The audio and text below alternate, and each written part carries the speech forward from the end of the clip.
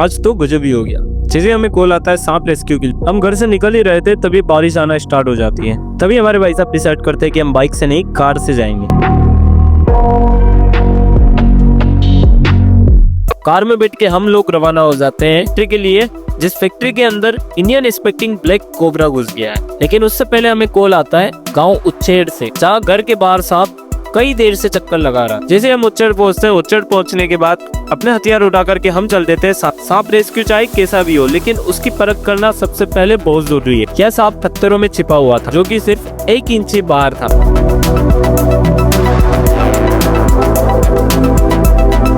सांप को बाहर निकालने के लिए हमें कोई न कोई उपाय ढूंढना बहुत जरूरी था। सांप पत्थरों के अंदर छिपता ही जा रहा था। हम लोगों ने आइडिया लगाया कि हम इन नींव के अंदर के पत्थरों में पानी डालेंगे, जिससे कि सांप बाहर आ जाए। लेकिन लाइट बंद होने के कारण हमारा ये नुस्खा बिल्कुल भी काम नहीं है। कुछ पत्थर हमने हाथ से हटाए। हाथ से हटाने के बाद भी हमें सांप का कोई अता पता नहीं। भाई साहब ने डिसाइड किया है कि हम यहाँ पानी डालेंगे, जिससे कि सांप में कुछ हलचल हो सके।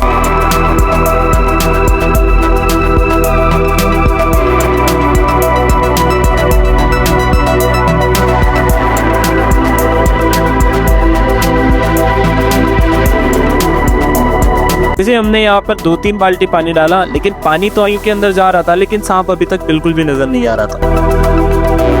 हुआ यो कि सांप पत्थरों के साथ थोड़ी दूर दूसरे पत्थरों में चिपकर बैठ गया। जैसे ही हमारी नजर उस पर पड़ी, एक तरीके से ये हमारे लिए सर्कस का जादू हो गया। लेकिन हमें इसे पकड़ना बहुत जरूरी था, क्योंकि इस गली में बहुत सारे बच्चे खेलते। फिर हमने यहाँ पर भी खोदना स्टार्ट किया। कुछ पत्थर निकालने के बाद ये सांप यहाँ से भी गायब हो गया, जिससे कि हमारे लिए और भी ज्यादा मुसीबत खड़ी हो गई थी। इतनी बड़ी नींव के अंदर हम छोटे से सांप को कैसे ढूंढे। लेकिन हम लोगों ने हार नहीं मानी और फिर से खुदाई चालू कर दी, क्योंकि हमें कैसे भी करके उस सांप को पकड़ना। हमारे इस काम को देखने के बाबूराव, शिमसेन, रोलू, छोटा भीम, डब्ल्यू और बहुत सारे लेजेंड इकट्ठा हो चुके थे। हमारे भाई अर्जुन की खुदाई देखने के लिए जमकर मजे ले रहे थे।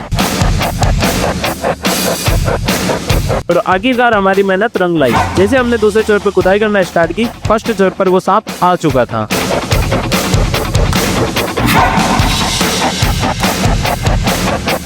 हम लोगों की घंटों मशक्कत के बाद भी वो सांप वहाँ से टस से मस नहीं हो रहा था। लेकिन हमारे भाई साहब रूपलाल जी पैटदार के आदेश अनुसार हम लोगों ने खुदाई जारी रखी।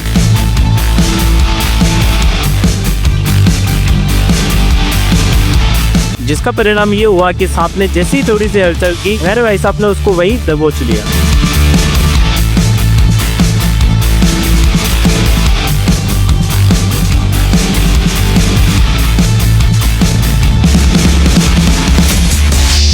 सांप कितना भी चालाक क्यों ना हो, लेकिन हमारे भाई साहब रूपलाल जी पर्दार के टेक्नोलॉजियों से कोई भी सांप नहीं बच सकता।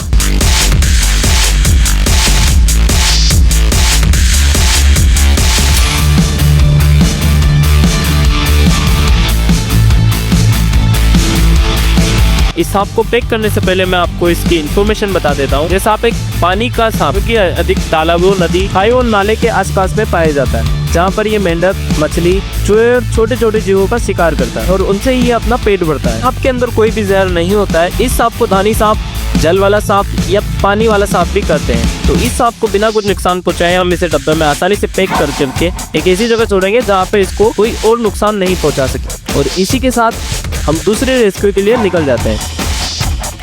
हमारा अगला रेस्क्यू अपने एरिया के सबसे जहरीले सांप इंडियन एक्सपेक्टिंग ब्लैक कोबरा का होने वाला है, जो कि हम एक पत्तल धुलने बनाने वाली फैक्ट्री से करने वाले। तो बिना देरी किए हाई स्पीड में गाड़ी भगाकर हम पहुंच जाते उस फैक्ट्री के अंदर, जहां हमें रेस्क्यू करना था इंडियन एक्सपेक्टिंग ब्लैक कोबरा।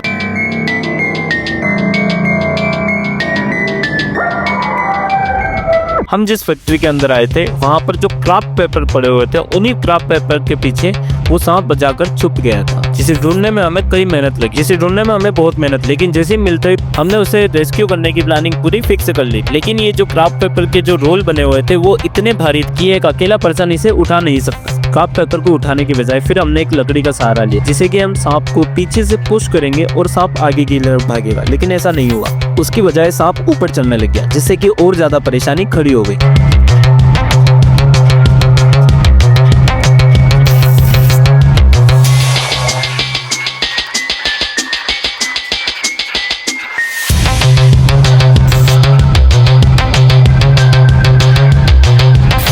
कई देर मेहनत करने के बाद आखिरकार वो सांप हमारे हाथ लग ही गया। हमारे भाई साहब ने उसे छड़ी से वहीं दबोच लिया था, जैसे उसने अपना मुंह बाहर निकाला।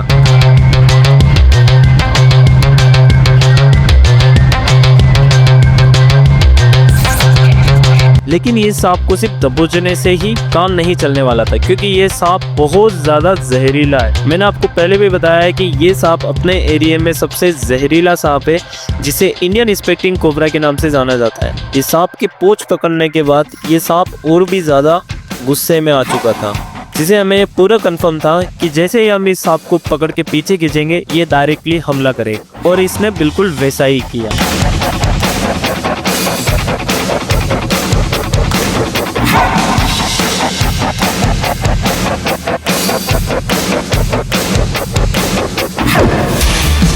और ये छोटे मोटे खतरे हमारे भाई साहब रूपलाल जी के लिए कोई बड़ी बात नहीं थी, क्योंकि उन्होंने इस काम को बड़ी समझदारी और सूझबूझ के साथ की। अगर कोई रेस्क्यू पर्सन हमारी बात को अगर सुन रहा हो और हमारे वीडियो को अगर देख रहा हो तो इस बात का जरूर ध्यान दे, आप किसी नशे वाली चीजों का सेवन करके सांप रेस्क्यू बिल्कुल ना करें। और अगर कोई नया पर्सन हमारी वीडियो को देख रहा है तो इस बात का जरूर ध्यान दे कि हमारे वीडियो को देख करके मोटिवेट ना होए, और कोई भी अपनी गली आसपास या घर में अगर कोई सांप निकले तो उसका रेस्क्यू करने की कोशिश बिल्कुल ना करें, क्योंकि हमारे भाई साहब को इस चीज का 10 साल से एक्सपीरियंस भी है, और हमारे भाई साहब को जहरीले जानवरों का अच्छा खासा नॉलेज भी है, जिसे वो देखकर ही पता लगा लेते हैं कि कौन सा सांप जहरीला है और कौन सा नहीं। तो आप ऐसी गलती करने की कोशिश बिल्कुल ना करें।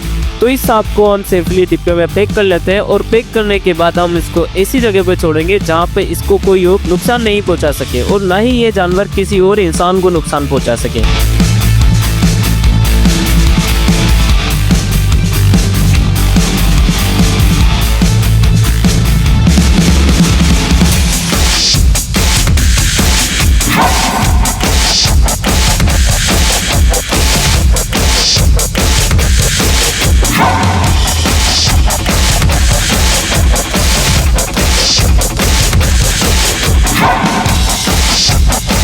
सांप को डिब्बे में पैक करने के बाद अब मैं आपको इनकी फैक्ट्री के बारे में बता देता हूँ। इनकी इस छोटी फैक्ट्री के अंदर सारी तरीके के पत्तल और दूने तैयार होते हैं। यह पत्तल दूने स्वयं इनकी खुद की मशीन बनाती है, जो इनके इसी फैक्ट्री के अंदर है, जिसे अगर किसी के बल्क में माल भी चाहिए हो तो भी यहाँ पे मिल जाए। बड़े बड़े होलसेलर, रिटेलर, डिस्ट्रीब्यूटर जो कि नीमच जिले में यहीं से सप्लाई करते हैं। अगर आपको भी पत्तल धोने का बिजनेस स्टार्ट करना है या फिर आपको इसमें इन्वेस्ट करना है तो आप कमेंट में जरूर बताएं, हम आपको इनका कॉन्टेक्ट नंबर जरूर भेज देंगे, जिससे कि आपको भी अपने बिजनेस को बढ़ाने में हेल्प मिल सके। आज की वीडियो में बस इतना ही। आज का वीडियो यहीं समाप्त करते हैं। अगर आपको हमारा वीडियो अच्छा लगा हो तो हमारे इस वीडियो को लाइक करें, कमेंट करें, शेयर करें, और आप हमारे चैनल पर अगर नए हैं तो हमारे चैनल को सब्सक्राइब भी करें। तो मिलते हैं नेक्स्ट वीडियो में।